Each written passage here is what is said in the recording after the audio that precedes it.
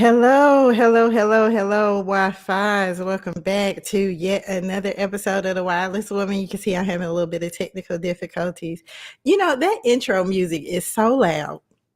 It's so loud. And I set it up so long ago, I don't actually know how to fix it anymore. But welcome to another transmission of The Wireless Woman. I'm very excited to have my guest here today. I have Mr. D. Anthony. He is at fresh.perspective.tv on TikTok, and I have been thoroughly enjoying his content, so much so we decided to do a joint live today over here on YouTube. I felt like I should bring him over for the Wi-Fi's to have a dissection.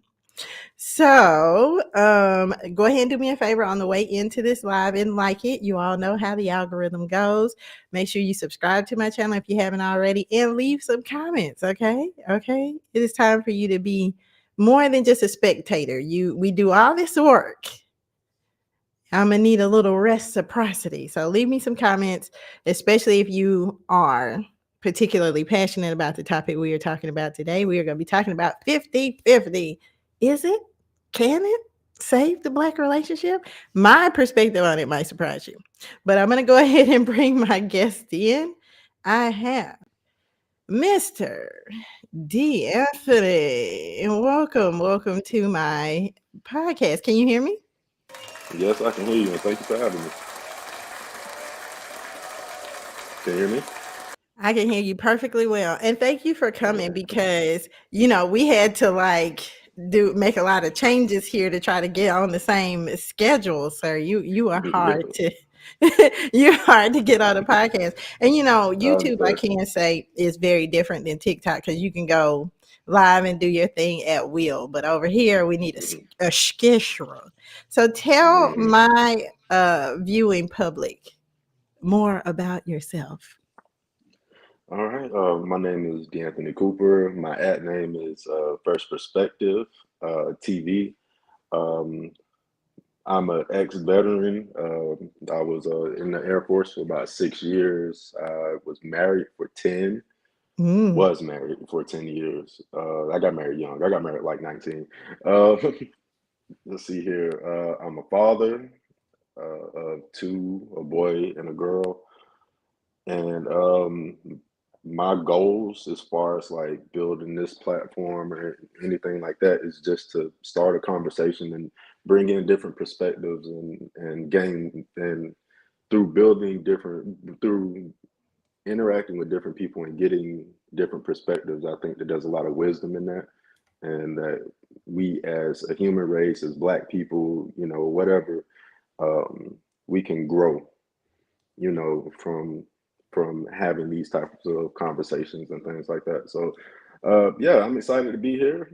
This is my first joint live, and I'm excited. Yeah, let's do it. Well, I am excited to be the person that gets to initiate you into this new world, because I think a lot of the things you shared, I was gonna say pop your cherry, but I didn't want to be completely inappropriate.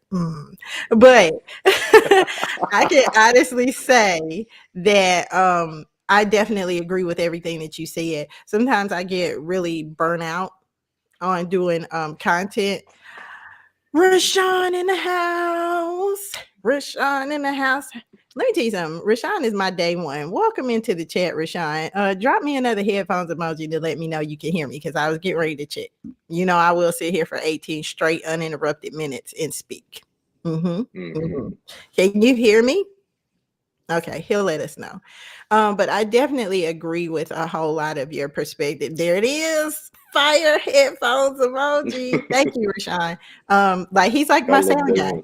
Yeah, he's my sound guy. I will say that I agree with a lot of your perspective. When I get super burnt out, and me and Rashawn talked about it last night. Thanks, babe.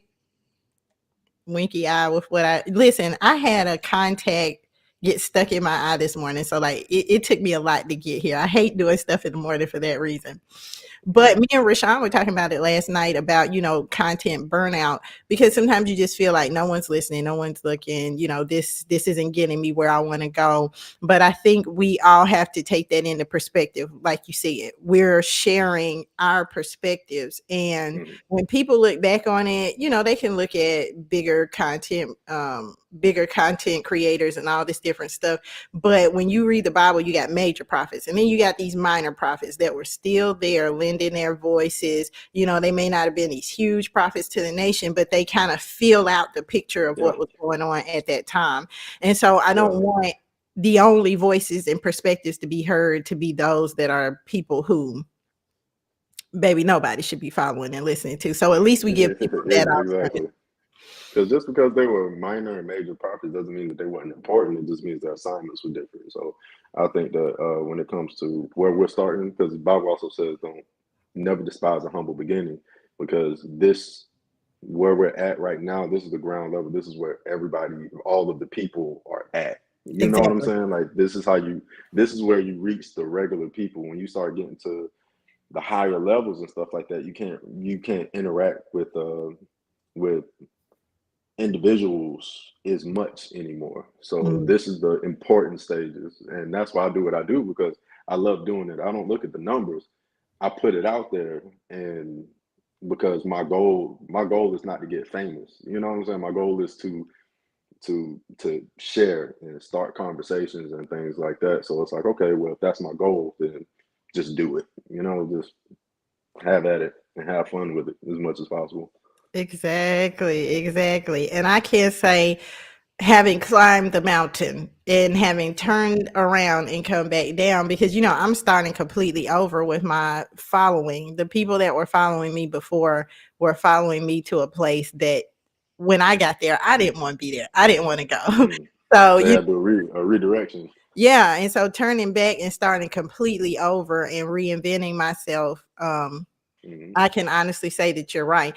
And not only can you not interact with individuals from that particular platform the way we can, but your perspective from up there changes as well. Your perspective changes from that place. I won't even say grow, because baby, I got out there in the entertainment industry and I was like, I wanna go home. Like it was.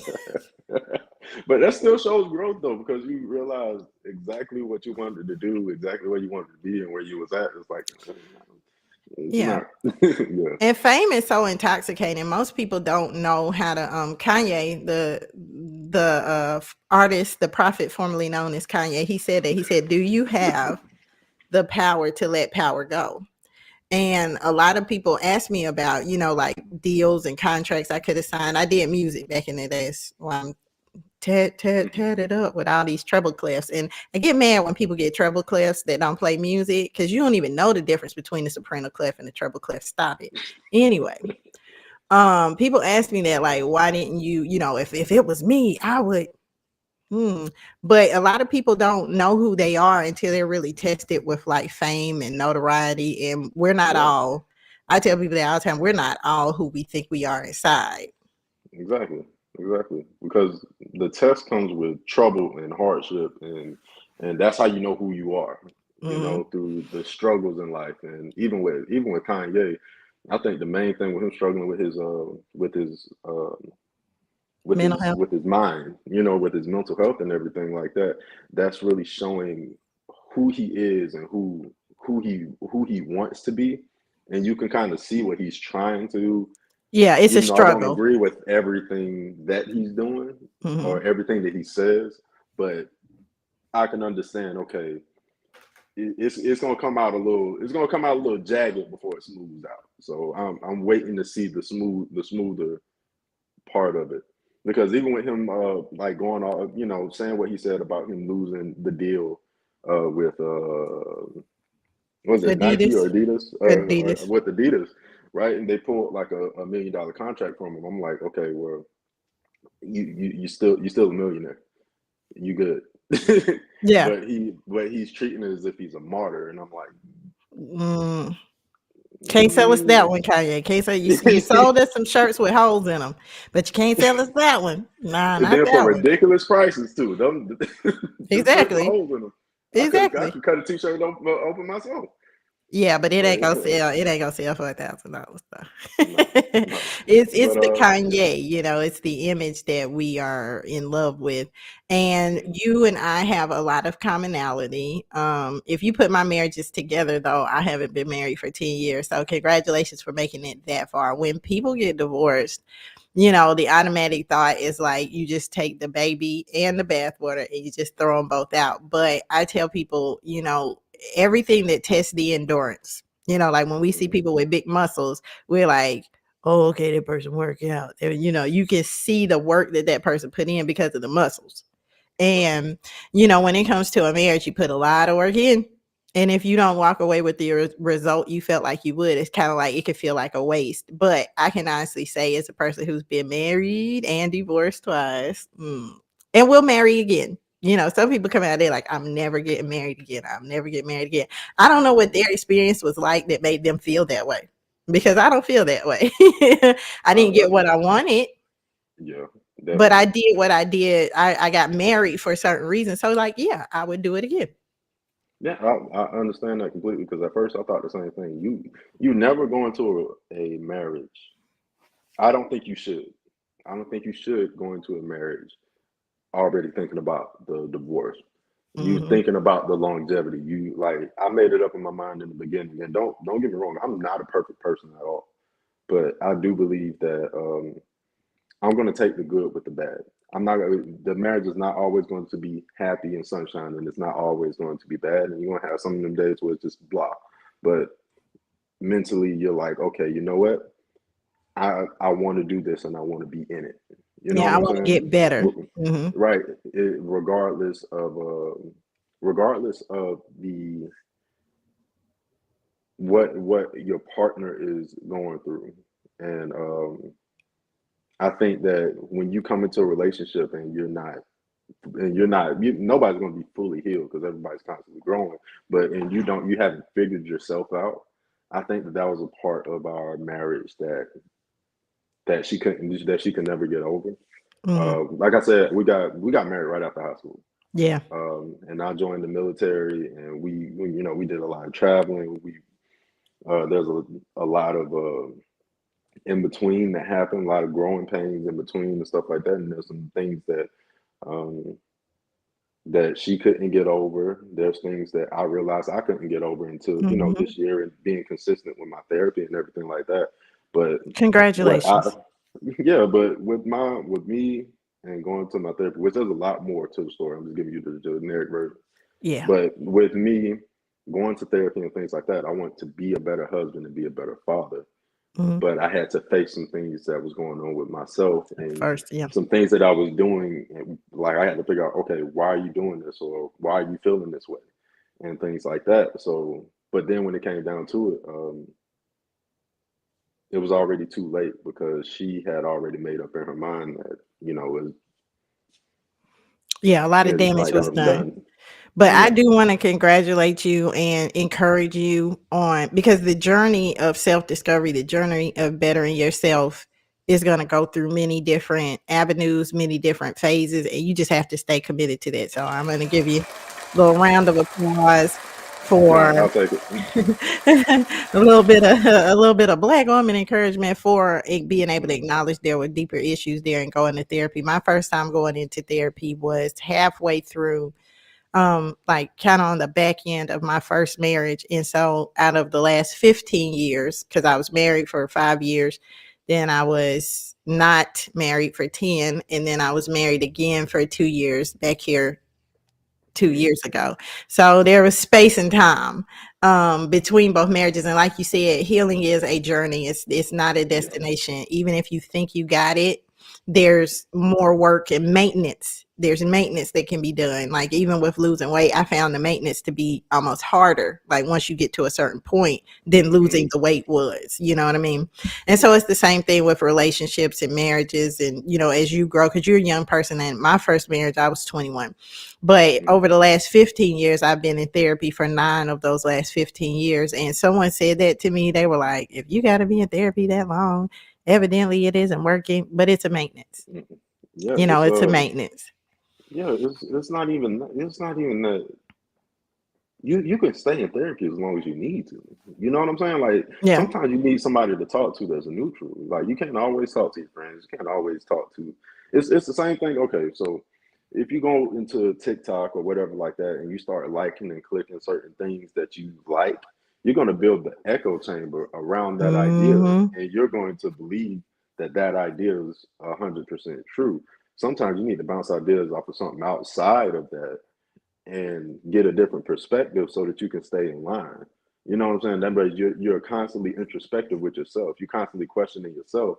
Where I'm like, what am I thinking about? Why am I thinking about it this way? Or have I considered the other side and things like that, so that you can always know that solid that how you feel is like you know what I'm saying? Like Yeah. it's in alignment. Yeah. So I like if I do I think I'm gonna be in therapy forever? Maybe not. I may just slow it down to maybe once Once or a twice a month. month or something Mm-hmm. like that. But Mm-hmm.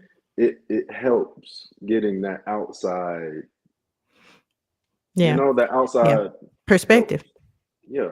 Getting that fresh perspective. TV. Okay. Plug. Well, Plug. and that's literally the reason for the whole platform that I'm trying to build is literally just a fresh perspective.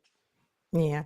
And Rashawn adds in, he says, I was one of those people that look at long-term patients funny. Gee, thanks, old man. I'm gonna start calling you that now that I know that you're actually 43 and not 12. Ooh. He said, but maybe it takes more to keep some people functioning. And I won't even say more because it's just what you said. Like I have some times where I go every week, every other week. Then I have some times where I may check in quarterly, you know, and I still consider myself to be in therapy because I have a relationship with the therapist. But so often people wait till they have an acute mental an acute mental reaction to go in and get help, and a maintenance could have avoided that. You know what I mean? A maintenance Right. could have helped you to keep perspective and keep tabs and track of where you are. Because I know, like this past year, like when I was going through my divorce, like I was like straight. I was like, do. I was like, like I was, you know, I was ready You was on for your it. city girls, huh? I was ready, you know what I'm saying? I was like, hey, let's go. Like it was bad. And then it didn't hit me till like a year later when it really started to what we call compound. And luckily I had that relationship, that ongoing relationship with my therapist where I could say, hey, let's bump up. Exactly. Rashawn, a primary care physician. Like I was like, let's bump up. And then when things got a little bit better, I was like, okay, let's take it down a notch. But that really helped me to stave off an acute, you know, because I have anxiety, an acute panic episode. Because you have panic attacks, but then you have panic episodes, and those episodes can plunge you into depression. And if that happens, that's how a lot of people will sit back and talk about, like, you know, we recently went through the loss of Steven, Twitch boss, you know, and people will be like, it came out of nowhere. It came out of nowhere, you know, and there may have been signs that went ignored or untreated, like we don't know. And I'm not going to speculate into that, but I can say as a person who's been a long time mental patient, that it's just good to always have that lifeline. You know, I was sitting in my therapist's office when she sent me to behavioral health center. I said something in the meeting. You gotta be careful. I said something in the meeting and she said, you know what? I'm going to call over and I'm going to send you out. She said, you're a little bit above what I feel comfortable. She just didn't feel comfortable sending me out of her session back home.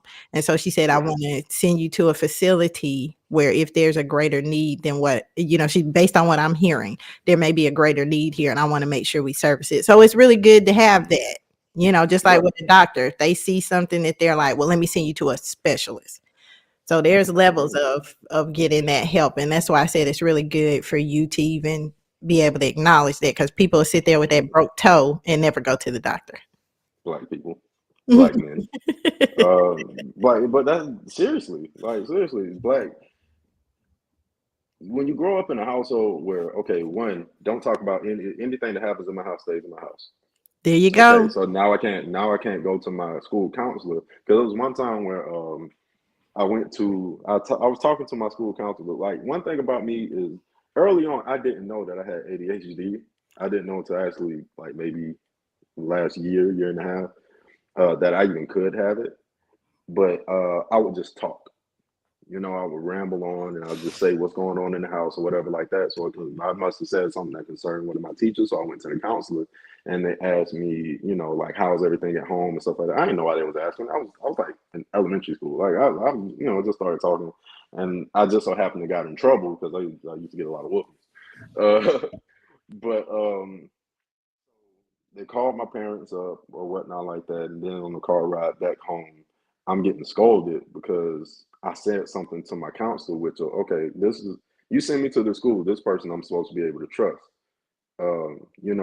with me talking and stuff like that. So now you're telling me that I can't talk to them. I know I can't talk to you. So what else do I have? You just have a Yeah. child sitting inside of his own mind trying to make sense of the world, because I can't trust you with my emotions. I can't trust them with my emotions. And as black people, I think we share that trauma, because it's like, well, who can we go to that we can trust? Exactly. Exactly. And I think too, therapy helps you to build trust into your environment, because I do hear that from black men a lot is, you can't trust somebody, I can't trust somebody, I can't trust. And then it's crazy because now that echo is coming back from black women, like, we can't trust y'all, we don't trust y'all, we ain't trying to submit to y'all, we ain't doing this, da. Oh, it's Now both sides. Yeah. now we're in an all out, it's a mess. We're in an all out, as they say, gender war. But It is. I think we should get rid of the concept of gender in our culture. I think that's the best way to resolve this issue. And I'm going to Yeah. go into that. So we're Yeah, definitely. here to talking this morning about the 50-50 concept. And I want to pull up, look, Rashawn, I'll be able to do it today. I can't do it with you, but I want to pull up a video that you did and respond to it, because I had some thoughts about it. I had some insights about it. Okay. And my body count video came up. That's coming on tomorrow. I want y'all to catch that. But I got opinions on that too. oh baby, look, we ain't gonna talk about it this morning because we'll be here all day. It'll turn into one of them Themis and Thoth lives where it'll be like 12 hours. So hang on for a second. Let me get your video pulled up and we're gonna watch it. And before y'all get started with the please protect this woman, or that's right, sis. Okay. Relationships are a constant balancing act. And sometimes that balance does not look like 100-100, and it don't look like 50-50. Sometimes it's 60-40. Sometimes it's 70-30. It just is what it is. If we're talking financially, the person making the most money should pay the bulk of the bills. Why? Because they make more money. And the other person pick up the slack.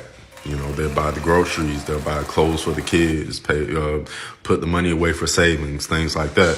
That way they have a balance. Now, that only works in finances. Emotionally, it's got to be 100-100.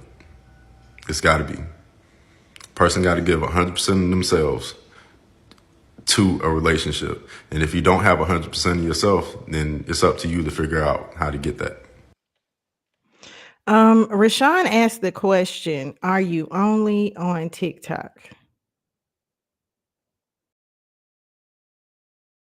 Oh, sorry, I hit you on the screen. Sorry, welcome back. Okay, so Rashawn asked the question, are you only on TikTok? Right now, TikTok is my primary base. I'm trying to set up my YouTube and everything like that, but I'm also, like, my head is Guilty. all over the place with a whole with a whole bunch of different stuff that I got to do. So I got to get some things in Yes. order before I can start building other platforms. But right now, I'm on TikTok. Well, the good thing is when you do start building, nah, keep it 90, not 100. Keep it I 90. said, keep it 90, bruh, not a whole 100. Can't handle 100. Well, when you do get ready to get your YouTube up and popping off, you got me and Rashawn. We are here at your disposal because these YouTube streets, Rashawn can tell you they tough. And YouTube about to run Rashawn off. He over there on Twitch with the 12-year-olds. Anyway, so With the 12-year-old. I'm thinking about doing the Twitch too. Why not? yeah, I mean, Twitch is a good way to get a much more cohesive following, I think, than YouTube, because YouTube doesn't really favor the black content creator, the small content creator. It isn't a platform that's set up for that, so I don't fully fault them. But using tools like Twitch and TikTok can help build that following. But anyway, I digress. You said a mouthful. You said a lot there. And and I know in 3 minutes, and I had to pull you over here so that we could kind of jump into it and dissect it a little bit, because like you said, TikTok doesn't give you more than those 3 minutes, even though I heard you can upload 10 now, but I didn't find it. me neither. I haven't found it either. They say it's on there, but okay. Right. But I will say this, I think we have to, going back to what I said before, I think we have to redefine our concept of gender and understand that gender came to us from a group of people who have used other people as their labor class. Because when I go to other places, like the nail salon, like the beauty supply store, like the Chinese restaurant, when I go to places like the Indian restaurant, gas station, these places, as much as these people come out of cultures that are very patriarchal, they work side by side here. They work side by side here. The only group of people I've ever seen trying to figure out how one person can be sitting at home while the other person is working is American. non-melanated people. Yeah, Americans, to be quite specific. We're the only people that struggle with that type of power dynamic. I think capitalism is behind it, because communist countries, people who come from communist countries like Korea, the South Koreans, Asians that come here seem to understand they're all supposed to work. Right. So when it comes down to gender roles and gender identity and things like that, well, let's just stick with the gender roles, because gender identity, that's going to go into a whole nother thing. Yeah, we won't do what that video, what I was trying to say in that video was, everything is about balance, right? When it came to, like, we've been doing roles as human beings, not just gender, but as human beings, for as long as human beings have been human beings, because it's what you build is a balance in a community. You see what I'm saying? So it's like, okay, so when you look at traditional gender roles, it wasn't created. I don't think it was created because of systemic racism or anything like that. I think that it's something that was already there, because if you look at every culture across the board, let's say the men are the ones that build the huts, the men are the ones that hunt, the men are the ones that go to war, right? So while they're out doing that, on the back end, normally the women would pick up the slack. They would cook. If the man go hunt the food, the woman would cook the food. They would take care of the children. They would take care of the household and things like that. So they would build balance. You see what I'm saying? And then as a community, you bring your gifts and talents. I'll bring my gifts and talents, and we put those gifts and talents together in order to build a stronger community. And that is that's the basis of my whole argument when it came down to that, because even going down, like, if we're going back to like 50-50, right? 50-50, that is in a world where everything is peaches and rainbows and everything's fair. There's no such thing as fair. Fair is something that we made that up to make ourselves feel better about some stuff, because nothing is fair. So 50-50 is not, that's in, like, that's if everybody had the exact same gifts, the exact same talents, the exact same levels of intellect, the exact same, like, everything is the same across the board. And then you bring it together, and then there's no real diversity in that. But I'm guessing that would be equitable, but that's not what we have to work with. What we have to work with is a bunch of broken people who got pieces of this, and the other person got pieces of that, and you bring those pieces together and you make something work with it. So when it came to gender roles, like, okay, um, uh, men go out, like men being the breadwinners, or whoever's the breadwinner, men being the breadwinner, women being the breadwinner, whatever, right? If they're the breadwinner, that means they're bringing in the money, right? So if they're doing the work of bringing it in and doing the work of if they're bringing in the money, they're buying the groceries, cooking the groceries, taking care of the kids, and doing all that stuff, then that's not a balanced relationship. You see what I'm saying? But if I'm bringing in the funds and I'm making it to where we're able to get food and we have a roof over our head and things like that, but that means that everything to maintain that part that I can't do Mm-hmm. all the time, that means, okay, you come up behind me and you take care of this. Right.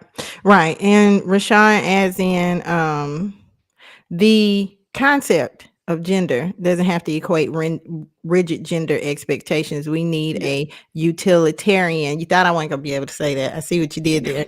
Ideal. What do what's most effective. And I agree, especially in the Black exactly. community. My issue with the 50-50 argument, I'm actually pro 50-50, like you said, in balance, because I don't believe Black women have ever had the options that they have now. I think classism has snuck in and caused us to now have a disproportionate power balance because of who does what.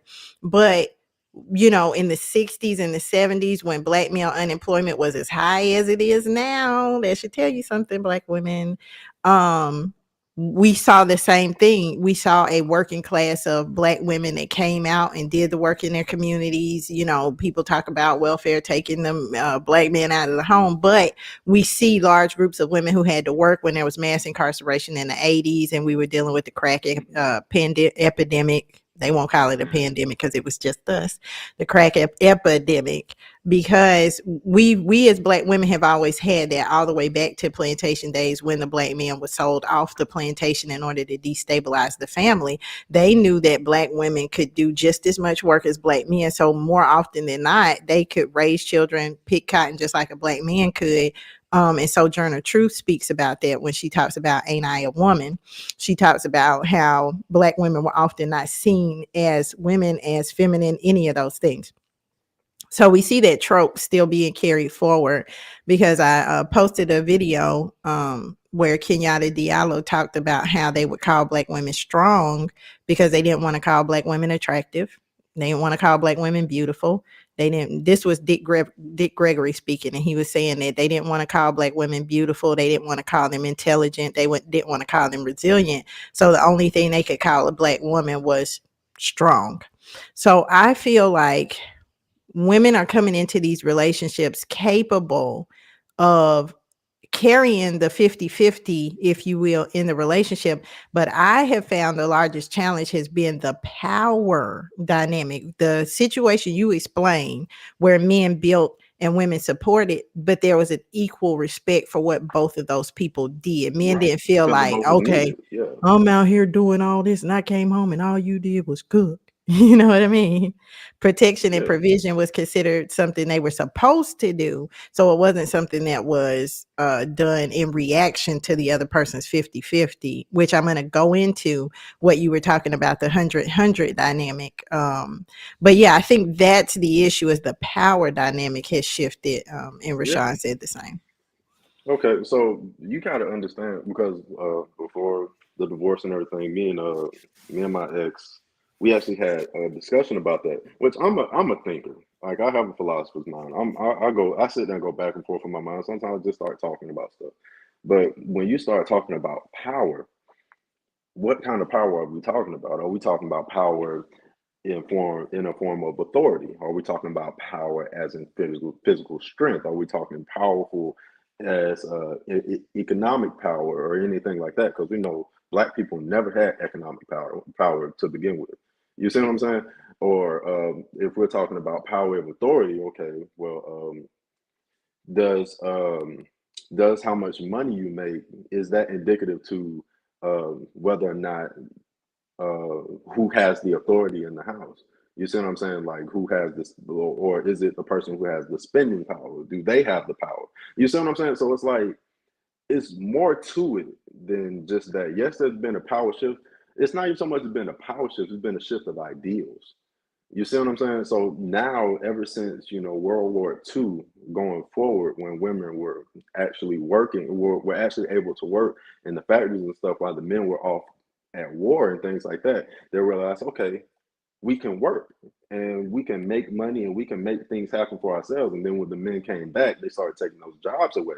So the women were like, look, like I understand that this is how we was before you left, but I kind of want to keep doing this. I kind of want to keep working. I want to keep doing what I'm doing because I enjoy it. So the ideal started, the ideal shifted from there, which started the first wave of feminism, and which bridged into the second wave where they were integrating women of color, because they wasn't in that first wave at all. Not at all. We were Well, you still know fighting what's for civil crazy? rights at that They were point. still working. They've been working since they've been working Yeah, since the but they wasn't plantation. considered They them. were service workers. Yeah. Yeah. This was the Yeah, first time they were able to participate in, professional roles yeah, and jobs and not just service work. I just want you to know I wore my Teen Wolf shirt for a reason. Okay. So I'm gonna push back on what you just said. It wasn't the work that women wanted. Wasn't that? It's never been that. Okay. I think it, now I'm not so I wasn't so much saying that it was the work. I'm saying it was the independence. It was Right. the And that's what I was gonna yeah, you say. know what I'm saying? Yeah, The money gave us the ability to make our own decisions. And that right. I think is where the power dynamic changed. And I think that's why there's so much push back, forth and forth, back, forth and forth with black men and black women. Because I think that I'm sorry, I do not have ADHD. I do not. But anxiety and ADHD They have, go hand in hand. bipolar, a lot of those different things have certain overlapping aspects to them. So I Yeah. do chase squirrels and rabbits in my mind. I have a hamster that dances to Let's Get Physical all day in my mind. It's cool.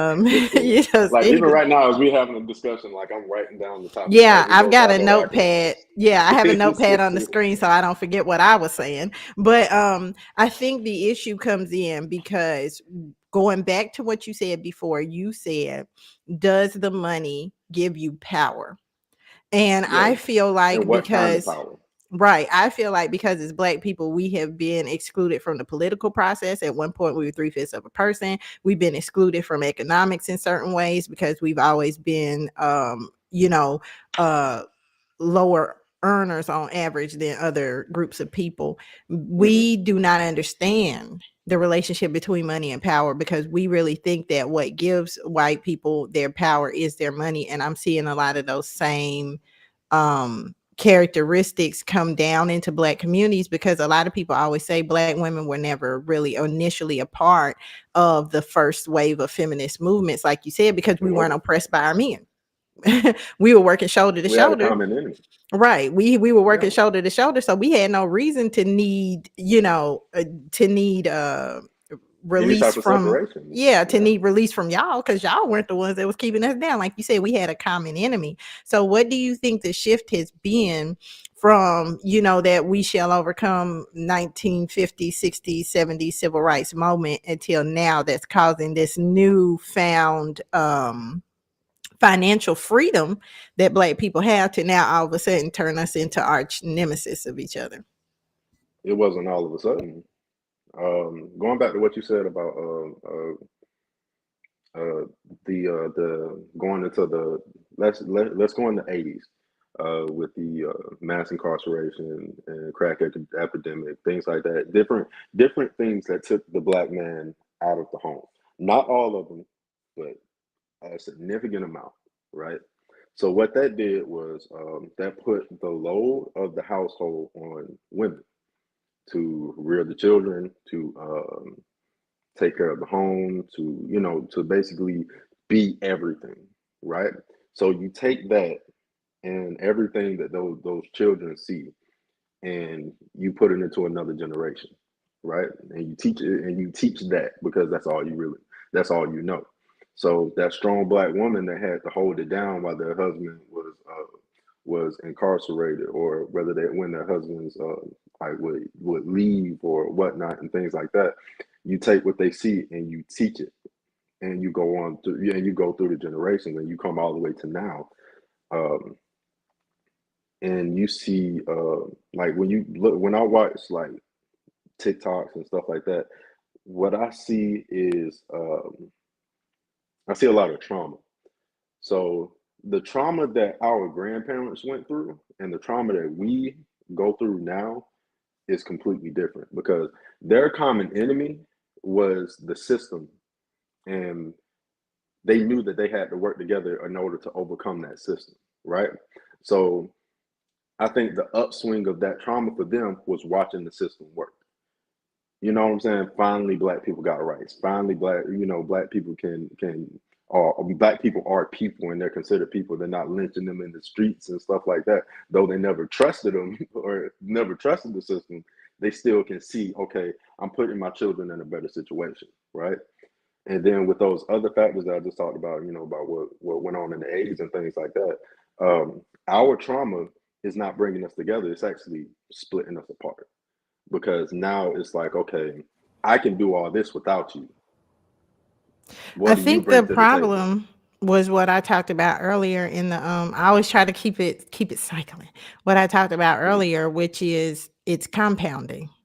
The trauma is now compounding in our generation because, like you said, a lot of the things they were working for, they never actually got to see the fulfillment of. And now that we're standing in the fulfillment of it, we want to disconnect ourselves from the trauma of the past, not recognizing that those traumas taught us Mhm. something that should have built us for this time.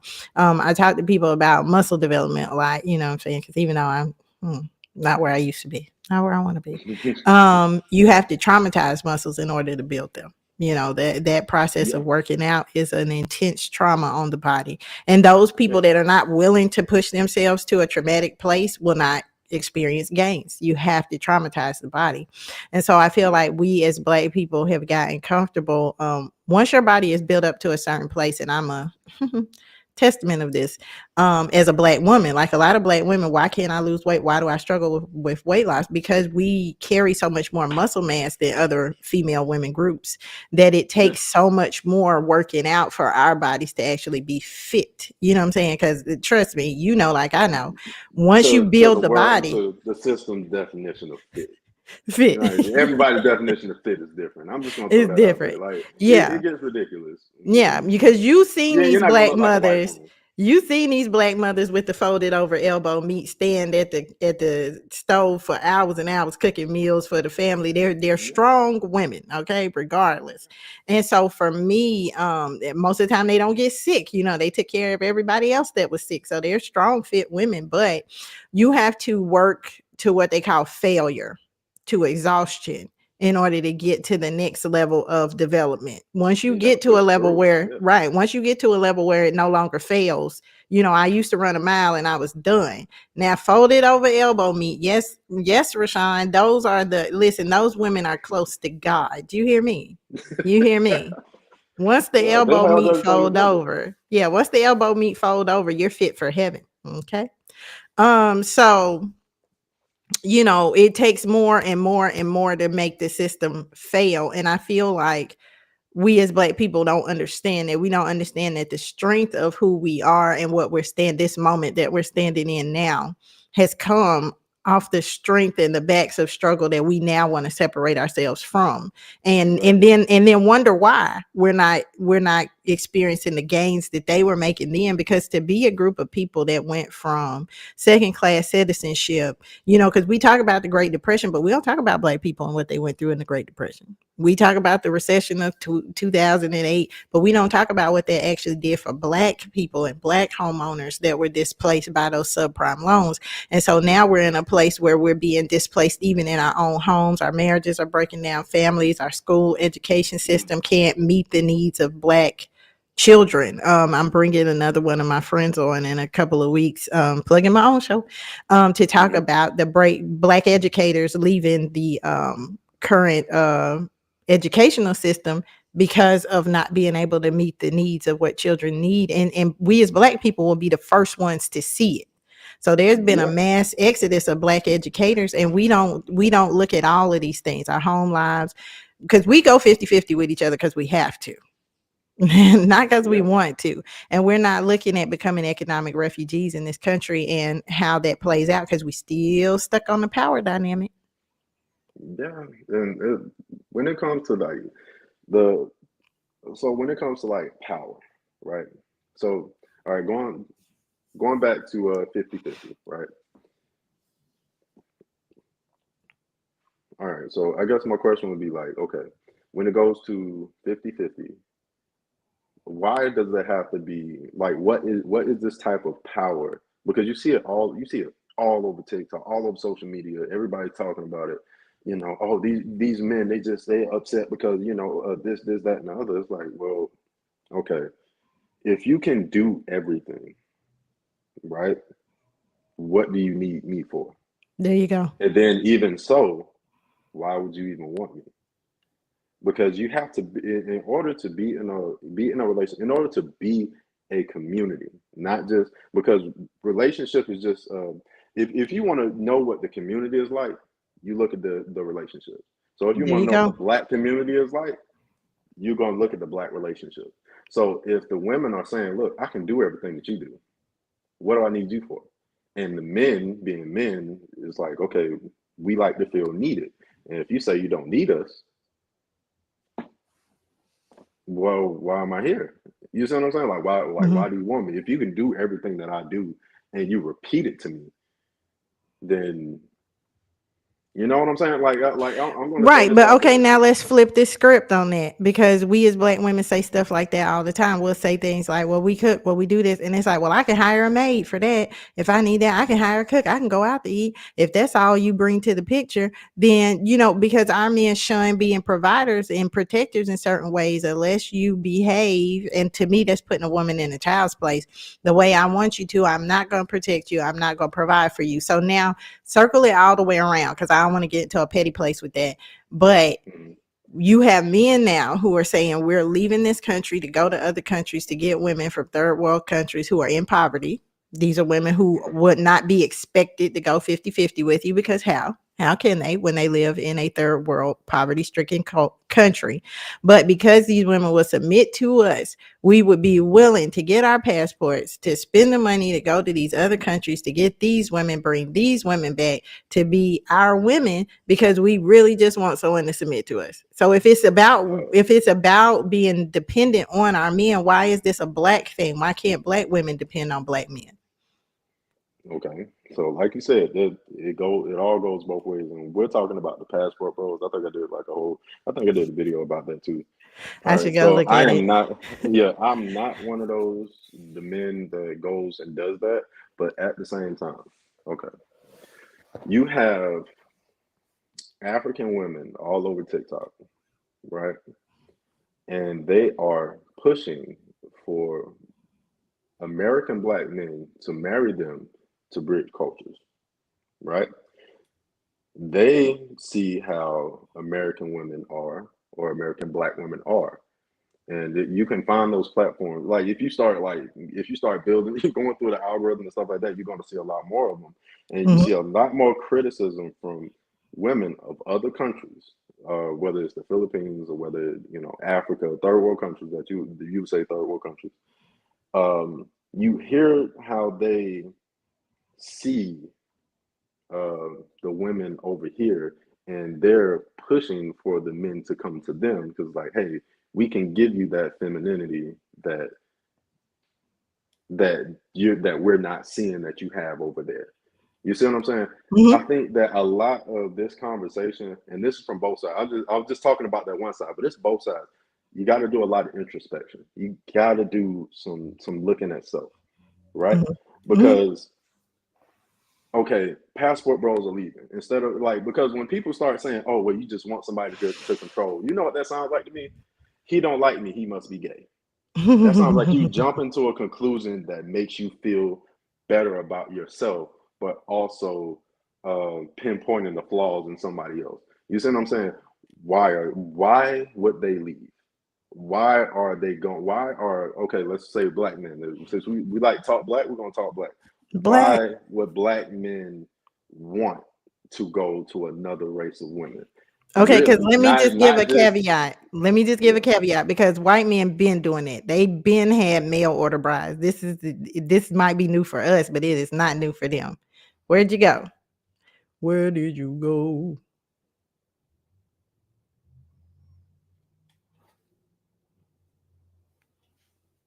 Where you go?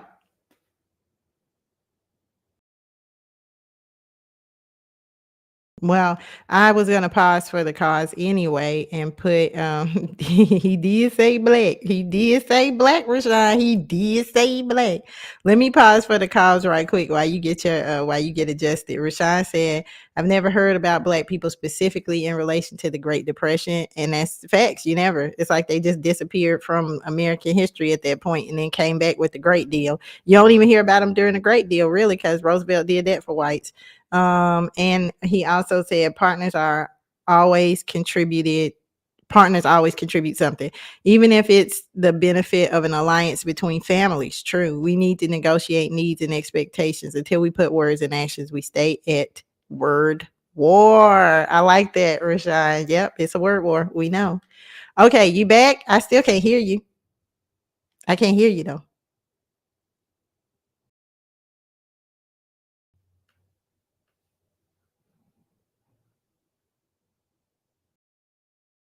I'm telling you, you have technical difficulties in this world all the time. I can't hear you. So, yeah, I have a love-hate relationship with going live for this very reason. Did your headphones disconnect?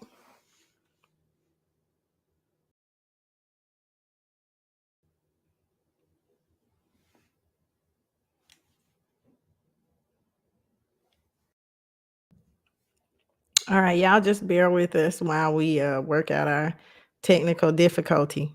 Can you hear me? You can hear me? Okay, I still can't hear you. Are you muted? Did you mute yourself?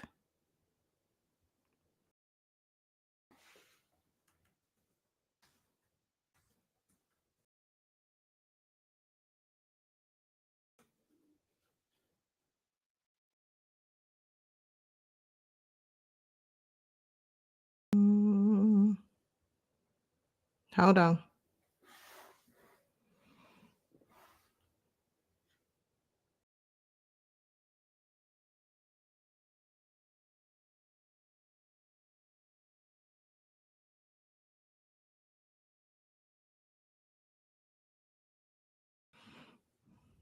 I got you over here. I can't hear you though.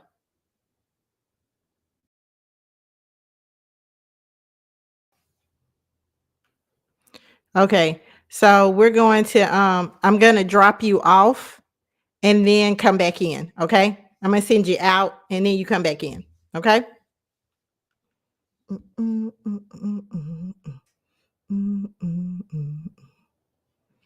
Well, thanks, Rashawn. You always have great ideas. I appreciate it. I really have to say, I think the 50-50 dynamic between black men and black women should work. It should be the thing that we are both striving for because we do it ourselves anyway. Yeah, it has to be reintegrated into the stream. Okay, you would know because you're over there with Twitch with the teens. I'm sure you have a whole lot more experience with this whole thing than I do, baby. But I think we as black people should be actually employing the 50-50 the same way that other cultures and people do. All right, Annie's back. Annie's back. Let's see here. Hey, you back? Can you hear me now? I can hear you now. So Rashawn he said I be struggling with the mics. He said we might need to drop you off because sometimes the mic needs to be reintegrated into the stream. And he would know, like I said, he over there with the teens and in Twitch land, so he knows. He knows. He with said, the "Leave me and the babies. kids alone." He said, "Leave me and the kids alone." I know that's right, Right. Rashad. But I mean, I'm sorry that to cut you off. What were you saying last? that's where we need to be. No, that's all I was saying. I was saying the 50-50 dynamic should work for Black people more than any other group of people. It We willing to hustle and work just as hard. I watch the Indians, the Middle Easterners. They're driving taxi cabs. They're working. They do this. They're in the place we were in years ago, and they recognize that. I see Hispanic woman coming back from her housekeeping job. Her husband's doing construction. There's 8 of them in the house. They don't seem to have a problem with balancing out that power dynamic. So it's got to end up being something that's cultural. Yeah, it does. Oh, I think what we last left off at, we was talking about people who go overseas to find wives and things like that. So when it comes, and I think it all comes full circle. All right.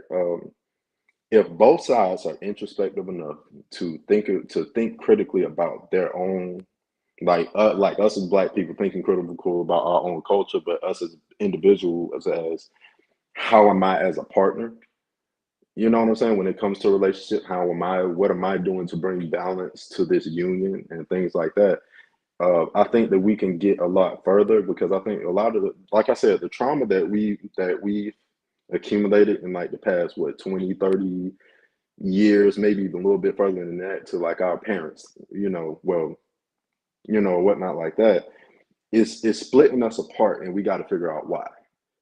You know what I'm saying? We have to pinpoint, okay, when did this change, and what is the mindset of us now versus the mindset of our grandparents? Because if you look at how other cultures look at people of color and how we interact with each other, and when they talk about it, you get so much backlash from Black people and not enough listening. Mm-hmm. You see what I'm saying? We're not trying to, we're trying to be, I think that we're in a position in time where it's more important for us to be right than for us to sit and listen and actually be wrong and do the work. Mm-hmm. You see what I'm saying? So, like I said, I'm not one of the passport bros or anything like that. I'm like, that's too much money that you spending out to do all that. I'm sorry, but if you got it, go do it. But it ain't you tricking gotta if you look at the got it. reason why. Yeah, you know what I'm saying? Like, go do what you do, but I you get gotta what know you're why you're saying. doing that. I get what you're saying. I'm here to be the voice of Black female reason. So I used to try to speak for all Black people. I stopped a couple months back because I started to recognize that men had gone their own way, and I think I know why. I know y'all say it was the women that went our own way. Okay, I'll take that one too. Two things. You talked about the trauma that we've gone through.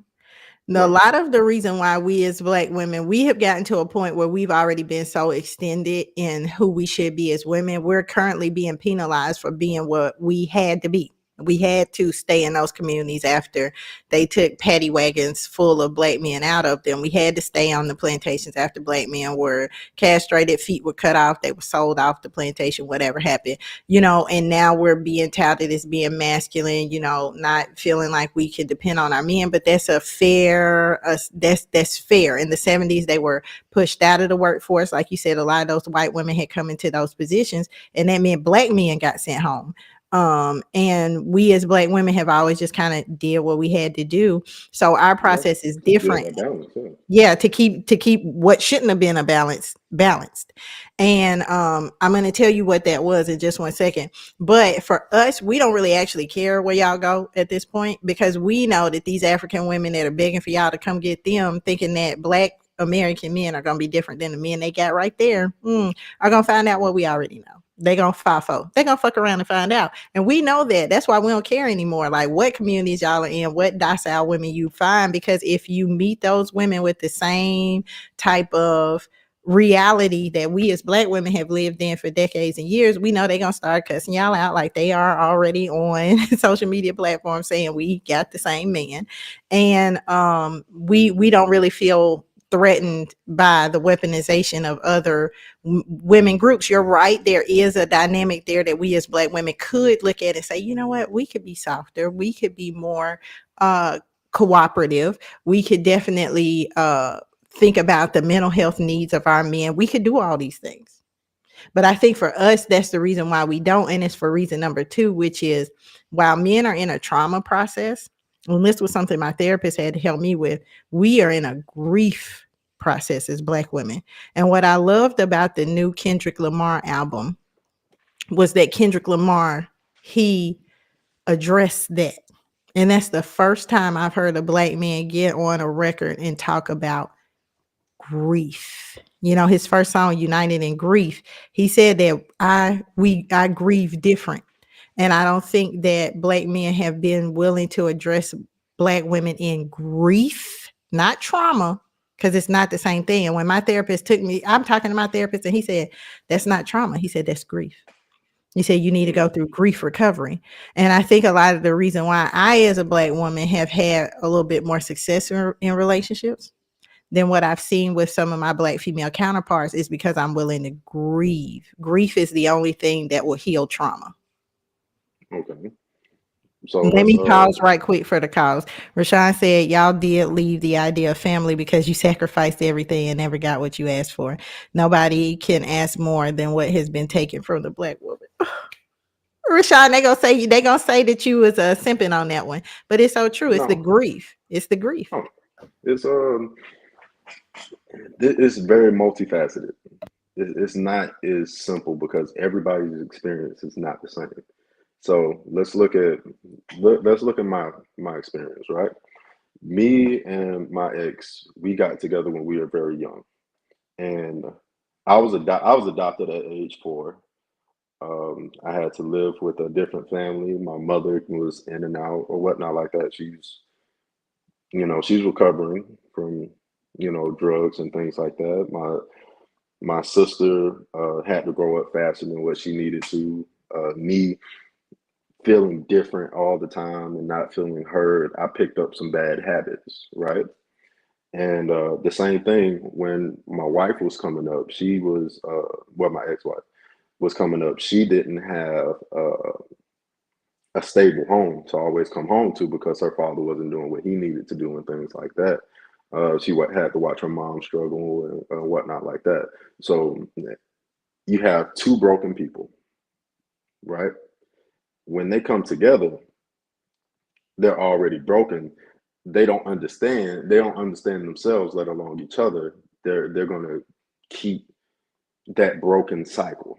You see what I'm saying? So when we got married, I already had the mindset of I'm going to do everything that I can to make sure that she's happy, right? Even though I wasn't happy all the time, not because I was with her, but because of my trauma. Not just the grief, because grief that goes both ways, but because of the trauma. Trauma is the baggage that you pick up and that you try to go forward with. You see what I'm saying? Trauma is those responses that you have to when somebody says something to you. Trauma is the coping mechanism that you pick up in order to deal with the situation that you're in. Mine was a porn addiction. Mm-hmm. Triggers, yeah. Yeah, so triggers. For her, it was watching her father. He was in his infidelity, right? So when it came down to it, I was already in the mindset of, look, I don't want you to work. I want you to feel like you have to work. I will take care of that.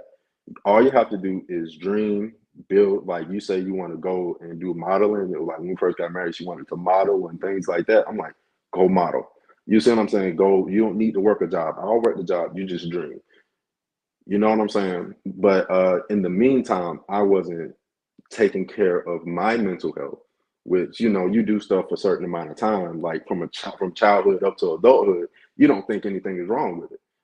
You know what I'm saying? So when she found out about my coping mechanism, it triggered her response because it's like, okay, you're being unfaithful.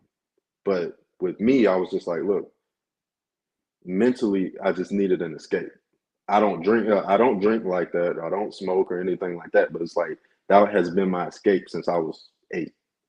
You see what I'm saying? And I didn't really understand that about myself. I just felt bad because it's like, okay, I'm hurting this woman that I love. So I stopped talking to her about it. But I still never had the outlet. You see what I'm saying? I didn't have any outside friends. I wasn't hanging out. I would go to work. I would go on base. I would go to work, and I would come home, and that was the end of it. So I guess what I'm trying to get to is both sides have trauma, right? And whatever one side is dealing with can trigger the other one, and whatever the other side is dealing with can trigger that person. Because what the feedback that I was getting from her was, okay, if I grow up not feeling like I was heard, or that I was being checked on, the way that I felt like I needed it, then I'm not going to talk to you about it. Now I'm just going to retreat back to myself. But at the same time, I want to give you every bit of me. Right. But she feels like she gave me every bit of her as well. But the thing is, here's the difference. And that's why I said introspection plays a key in it. It got to the point where I stopped telling her about the things that she would do that make me upset or that would trigger me, because of the response that I always would get from her. Even to this day, like I still can't, like, we're divorced, so you think it'd be easier to talk about it. It's not. Not at all. No, it's not at all, because I can't even get a word out, because now The hurt now is not going to let her hear you. Yeah, but even so, I was quiet about those things to basically shield her from me. I felt like I needed to protect her from me. You Yeah. see what I'm saying? If I express these emotions and things like this to you, all you're telling me to do is just, hey, you're a grown man. Basically, man up. And it's like, okay, well, I can't trust you with these emotions anymore. So what do I do with them? You see what I'm saying? So Yeah. so you take that into account. So you're telling me everything that you have against me, right? And I'm just taking it. When it got down to where we're at now, she felt like she gave everything. But you didn't give me what I needed. Yeah, because there were You see what I'm walls up saying? there. There were walls up there on both sides. People started to build defenses in reaction Exactly. to actions that they couldn't control in the other person. So it's like my act of being able to, control the situation is to now build a wall or a boundary where there used to be access. I'm gonna close off access to certain aspects of myself or my personality to you. And once that unpacking of the relationship starts to happen, it's gonna kind of always go that way. And I can say that because anybody that's been inside of marriages, most of the people in our culture that are hollering back and forth at each other have never actually been married. So they don't see how the things they do actually affect other people on that other side, because they can just get up and leave. And so I see everything that you're saying, and I can respect where you're coming from on both sides of it. As a woman, it's difficult for us to manage the feelings and emotions of men. So I see both sides of it, but I can definitely say that there's an emotional immaturity. There's a stunnedness, like you said, because she's never had to have that interaction with her father, even though she may have seen it. Feeling powerless in that situation can be a trigger for women coming into a situation where they said as a young person, that'll never be me. That'll never be me. I'm never going to let that happen to me. So now there's a defense mechanism in place. And there's really no work that's been done to create an actual resolution to that. You just build a defense, and you're just like boom. Every time I see this, I'm gonna handle it like that. So that's why Rashawn said that too. He said, woof, deep bruh. Glad you're doing the work. And that's so true, because that's what it takes. It takes the work if we're not willing to do the work, because everything that you said about how you feel as a Black man, that like your feelings are disregarded, like we feel that too as Black women. So then of course we can't. Both sides are literally saying the same thing. Yeah. Nobody's listening. Everybody wants to be right. That's what I was about to say. We can't be the solution to each other if we both have that same feeling, and neither one of us have actually done the work to address that. I can just point the finger at this other person and say they're the cause of why I feel that way. So as long as they're there doing that to me, and that goes back to what you said about passport bros, I could just leave instead of addressing this and dealing with what this causes me to Yeah. change about myself as a person, Why I do can you just feel get up like you and need leave. to get a passport and go somewhere else? Like, Yeah, what is it? because my What is it therapist that says that wherever you go, there you are. You're gonna take yourself over there with you. You know. exactly? So if you're broken, you just like jumping from relationship to relationship. You're just taking that. If you ain't did the work, you're taking that same broken person to another relationship, and then you're gonna take it to Mhm, another one and another mhm, one, and you're gonna blame mhm, them when you're the mhm. common denominator. So Yeah. that's why I say I'm not. I can understand Mhm, I guess the logic behind mhm, the passport bros, but at the mhm. same time, I'm like, dude, what are you really trying Yeah. to get to? And You see what I'm saying? And then with the oh, not go only ahead. are you taking that broken person from relationship to relationship as a broken person, but a lot of people don't recognize their picker is off because they're a broken person. You're You're right, picking people out of brokenness. exactly. And then when you shift it back to well, that's the black men that's going over there. It's like, dude, you're just taking your broken self over there, and you're gonna create more broken people. But then you shift it back to our women. It's like, okay, why are they leaving? What are they saying? What are they saying that we're not listening, that we're not hearing? Then you listen to then you go to the black men. What is my women saying that we're not hearing, or that we just don't Mhm, feel like we want to hear, or that what's mhm, that hard truth that we're avoiding? mhm.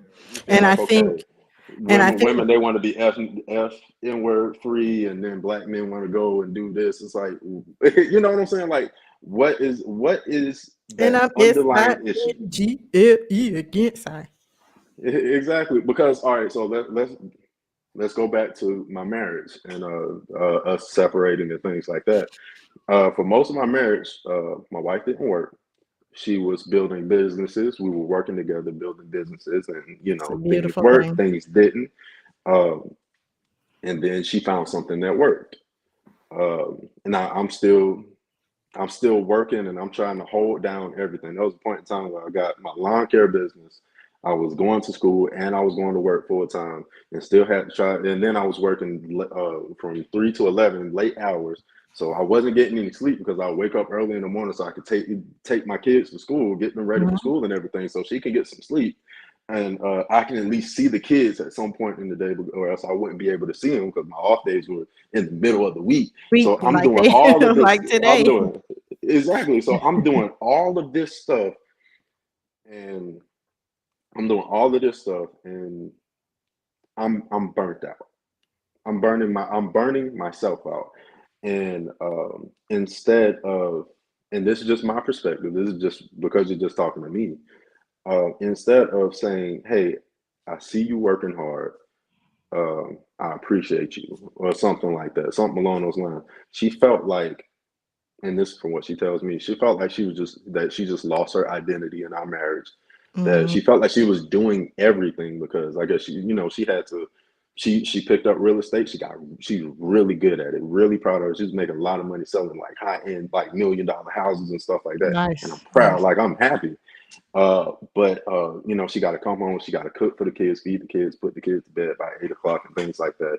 And when she goes to bed, I'm not there because I Mhm, don't get off until 11, and it's an hour drive, yeah. for me to get home and things like that. But Mhm, she felt alone, mhm, and she kept bringing up that she felt like a single parent, and mhm, that's how she felt. But I just explained to you everything that I was doing, so mhm. you don't see what But you can't you see don't each other. see, Yeah, you know and what I'm saying, what I'm doing. it sounds to me like two people that couldn't create boundaries without creating barriers. Like, sometimes you have to Yeah, be able to say, "I'm overstretched in this area. I like a maid." Like, in my first marriage, I had a nanny. I was like, "Forget that." And I wasn't like a stay-at-home yeah, mom, like, can't call it that. But because of the balance, to create balance, we had to be a little bit more creative than that. But see, here's the thing. My first ex-husband was not a black man. And that's where the difference in the power dynamics come in, because it was never a power dynamic to us. It was always about, okay, who needs to do what? Like, that ended up, it's funny you should bring up everything you said, because pornography addiction was like a big part of what alienated affection in our yep, relationship. But and those are things that have to be addressed on a personal level. So often yeah, people take it personally when it's not a relational mechanism. It's something that just has to be dealt with on a personal level. But when it Right. came to being like teammates and like finances and things like that, which I'd have to get like super deep into what happened with us, and I ain't gonna do it. But as far as being like, hey, I want to spend money this way, I want to do this like this, I want to plan this, we didn't have those type of power issues and dynamics. He was a Hispanic man, so he was used to, you know, women kind of having more of a say. It's weird how men be like, in these other countries, these women, no, they just cook, that's all, but they talk back too. Yeah, they do. You know But what I'm saying? I would say the biggest thing, just bringing it all the way, bringing the discussion all the way around, I think the answer is what you also said in your TikTok, which was we have to give ourselves 100% emotionally. We have to give Right. ourselves, we can't let the power dynamics, the gender dynamics, roles, all responsibilities, and all these things come in the way of Right. giving ourselves 100%. And I think that's actually what's at the root of why we're struggling in the power dynamic. So this is for me, just thinking and me trying to do the work myself, I had to ask the question, why can't I trust you? I can trust you to feed the kids. I can trust you.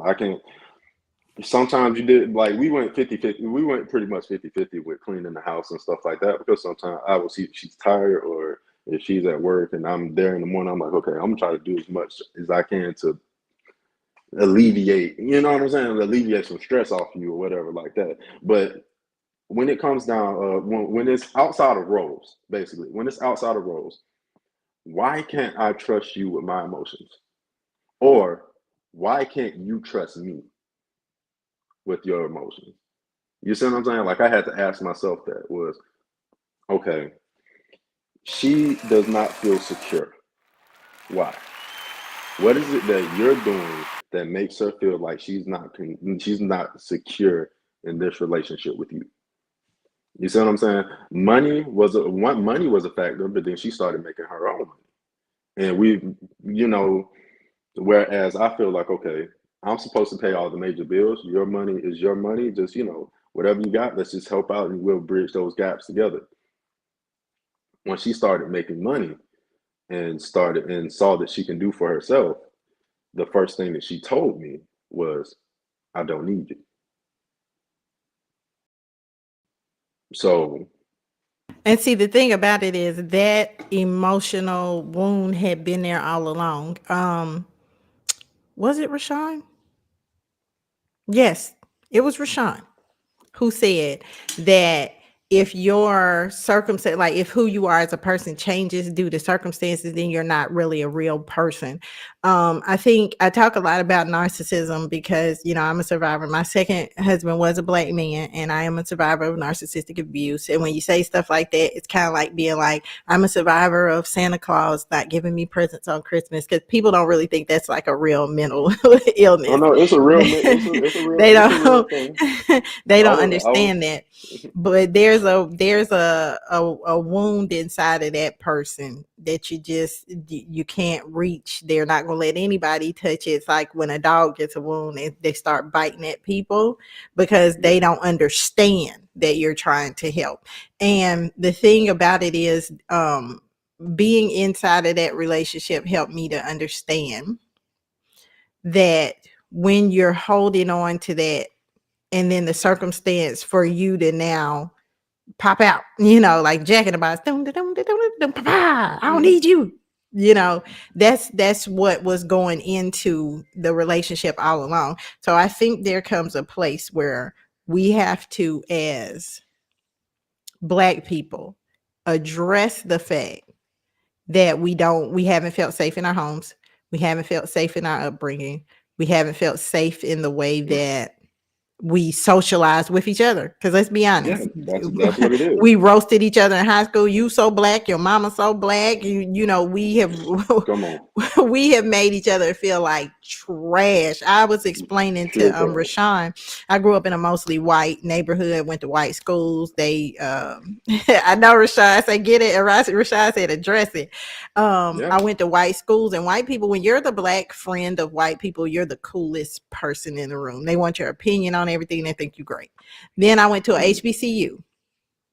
You was just another N-word. Baby, I ain't never felt so black in my life. I mean, the first couple of weeks I was there, dudes was like, yo, you bad. I mean, you bad, girl, you bad. Like, I mean, Oh, okay. they was like, no, they was like, you too dark to be my woman, but I'll Ooh. fuck you. I'm like, I had never encountered colorism. Never had a problem with my race, color, none of that until I got into a predominantly black environment. And that's when Because it we all teach that started crap. coming out. Yeah. Yeah, then I started to see the isms. I didn't even know racism was still that bad till I got to a HBCU. And I was like, I started to see it coming down out of their culture into ours, and then it became all about capitalism. Light-skinned women could capitalize on men because they were light. Dark-skinned men could capitalize on women because they were dark. Like then all of these different isms, you had classism. You had those girls that would, wear the nice clothes and change their clothes all day, and then you had us. And baby, we was in some Adidas. You know what I'm saying? It just was what it was. I never saw that. Like, never thought dudes would say that to me. They were like, I would date you, but your clothes not nice enough. And I was like, we're doing this. Yeah, We're and doing this. women did it to men too. It's Yes. like, you don't drive this, you ain't got this, you don't have a nice car, you don't dress nice or anything like that. Nowadays they're looking at your job, your occupation, how much you make in a year. Nah, I'm sorry, get somebody else to do it. You know what I'm saying? But I think that the solution to everything is that introspection. You see what I'm saying? It's okay. It's addressing ourselves head on. Like the same thing, like when you go to therapy, they're going to put that mirror right in your face and make you deal with yourself. You see what I'm saying? Mhm. And I feel like when it comes down to relationships, and hurt people, heal people, heal people, heal people, heal people. You see what I'm saying? Nice. Yeah, nice. You got to do the work in order to look at yourself and ask those difficult questions and go through that difficult process. Let your ego go. Let your emotions whoop your behind for a little while, so you can understand yourself better before you move on to another relationship. And when you make it a cultural thing, we have to look at ourselves as Black people and be like, okay, what are we doing? Where did the ball drop? To where we can't even communicate with each other anymore, where our relationships with each other is just trash right now. Like, why can't we build unity anymore? Like our parents and our grandparents. I sit and think about things like that, because that's why I came up with, that's what it's different levels of trauma. Their trauma brought them together. How did their trauma, they were going through worse stuff then, Way worse stuff. way worse stuff, how did it bring them together to make them stronger as a community? Martin Luther King, Malcolm X, all those Black leaders were able to do what they did because they was already unified as people before they stepped up and became the voice of the people. You see what I'm saying? But then, I think. go ahead. No. Go ahead. Oh no, well, and then you fast forward to now, where something the ball, like something dropped along the way to where what we're dealing with now is not bringing us together. Yeah, Why aren't we coming together? I think it's, and I'm going to say this, I think it's because Black people we understand protection. We understand how to protect ourselves. We understand if somebody from the outside comes in, how to protect each other. We've had Black Panthers, we had gangs. Gangs, it became a bad thing, but it was started out of the need to protect the community. And the problem is we're great protectors, but we're horrible defenders. And I had to learn the difference between those two things in marriages and relationships. Most of us don't know the difference because we never had married parents. We never had, that was the breakdown from that generation to ours, was the family dynamic. And what I figured out was, like, Kanye is talking about the Jays and they out here doing all this to him. Okay, we'll protect him. We're going to be like, hey, you can't come against him because he's Black. But being a defender is a person who's able to seek out and quell internal threats. So like you look at the Black Panthers and you got Fred Hampton up here and he's out here, doing his thing. But then you got Bill O'Neal that's right there behind the scenes. That's like, I'm going to take him out. I'm going to take him down. And so someone who wants to protect Kanye is going to say, okay, we're going to protest. We're going to boycott. We're going to burn our Adidas or whatever because they, didn't have a contract with you. But a defender is going to get in there and pull Kanye aside and say, hey, your children are watching you. You are a voice of the people. And for that reason, you have a responsibility. A defender is going to look from the inside out at how they can change the dynamic. And I think that's the problem. So often we put up these protective barriers where no one else can get in, but we don't do the defensive work to make sure that the inside of the house is as strong as I got security. I got security systems. I got cameras. I got all of this, but is the internal strength of my home. If someone did get in, could we defend ourselves? Do we have guns in here? Are we licensed to carry these guns? Do we have the training to use them in the event that we are put? What is the difference between a threat and something else? I train my children on that because I'm not going to bring a gun in the house and they not understand the power of it. They got to be able to shoot it too, so that they know what it does, so they don't play with my guns like they're a toy. Yeah, so because even though my guns are for protection, they're also a defense. If one of my kids shoots another one of my kids because I put guns in the house to protect us, then I did a poor job of being a defender. Okay, so I'm glad you brought that up because this is just something that just popped into my mind. You take that and you bring it down to the level of Black relationships, right? Mm-hmm. So if you have a man that is, let's just say, all right, so I'm trying to word everything the right way. So you look at Kanye, the example that you made with Kanye, right? Mm-hmm. He's out in the front lines. He's the voice.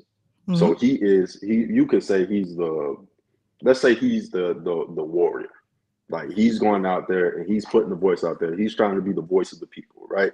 And then you have the defender that's in his ear that's keeping him together. It's like, look, dude, you saying some crazy stuff. Let's dial it back. Did you take your medicine? Like I believe in your cause. I'm standing right behind you. Mm-hmm. Let's just make sure you're straight before you go back out there and you go back to your fight and you go back to fight. Let's make sure that you're nourished before you go back to your fight. In my opinion, when it comes down to the relationship between Black women and Black men, y'all are the defenders. Because if you have back in the civil rights movement and things like that, everybody was on the front lines together, but the men were the ones that were like even before then, the men were the ones being lynched and skinned alive and things like that. They're the ones that had to go to work for the white man to get paid pennies and things like that, coming back home tired. Who was lifting the men up? They're women. The women were strong enough to look at their man and say, look, I see what you're doing. I'm here for you. Keep going. I understand what you're going through. Keep going. You see what I'm saying?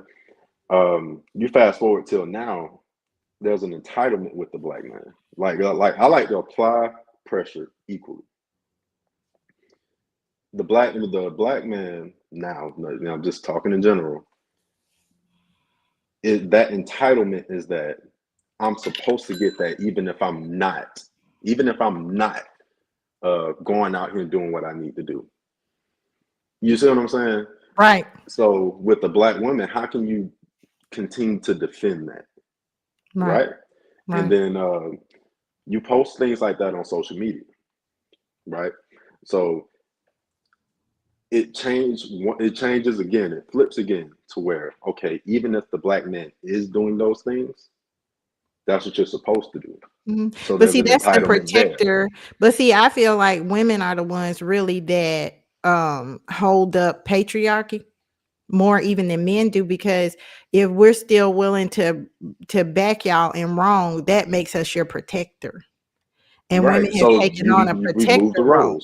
Right. Yeah, Yeah, and it's not our job to protect y'all. it's You totally need true. to be out in the world competing. You need to be doing the work to make sure you have the things that you need. Like you said, our job, if we so choose to accept it, If you choose to accept it, yeah, as defenders, is to be able to protect what you is to be able to defend what you have brought for right. us.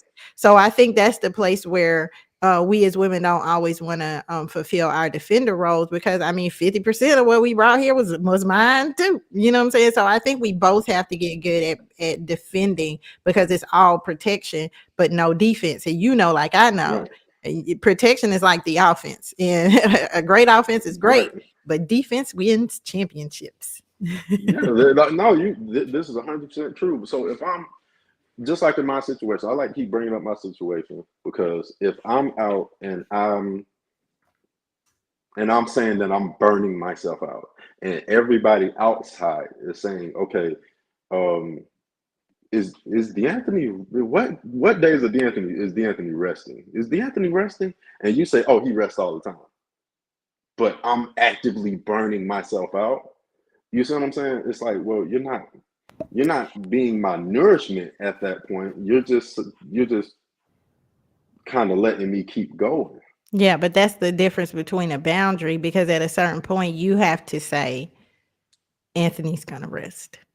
You have Yeah, to become your own defender at that point, yeah, or else you are gonna end up at odds and at war with each other. So yeah, in I gotta yeah. bring you back, because I mean these lives, and Rashad could tell you, because we have so many people in our group with us, like Oh, she said Hanifa. I'm changed up. Yeah, He said they had changed up, and I said and did.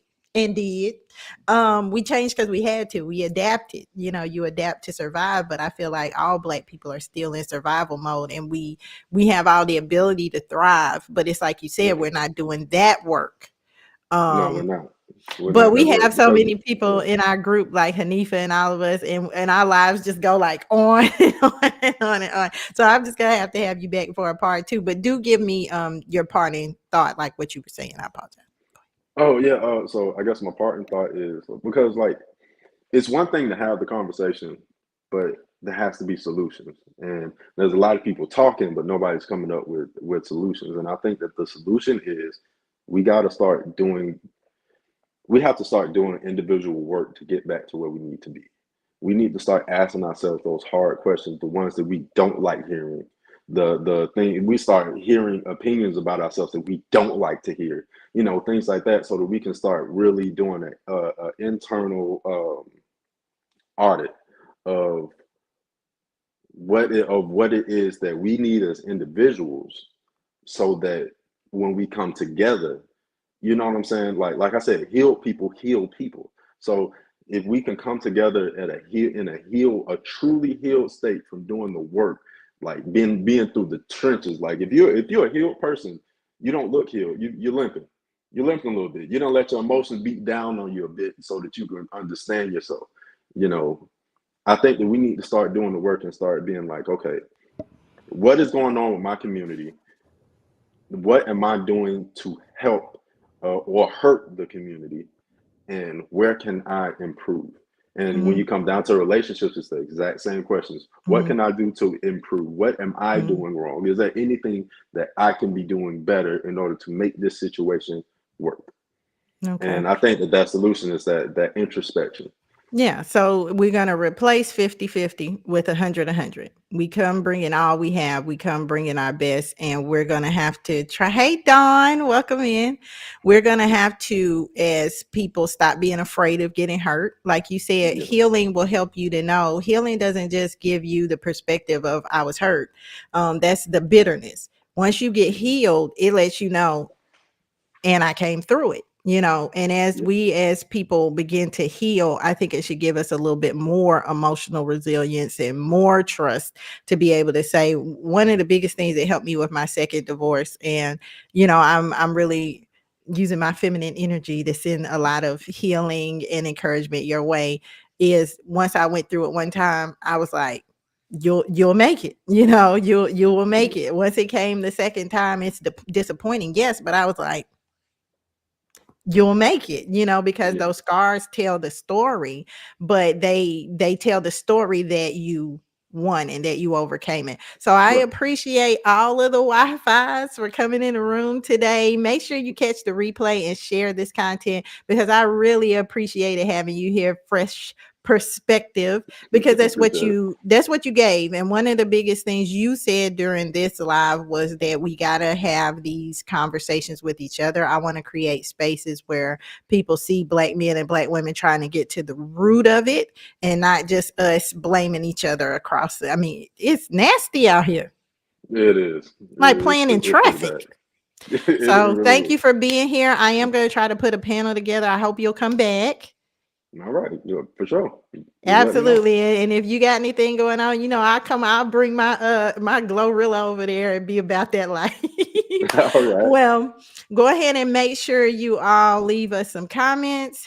You can see content from D. Anthony Cooper on fresh.perspective.tv on TikTok. And please go over there and check him out. First of all, follow him, but you're definitely giving Black men a better name, and giving us as a people the opportunity to be able to say, there's more to us than just what you see. So thank you for being a fresh perspective. Thank you for being here today.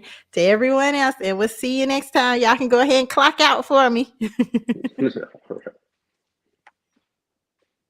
Mm-hmm.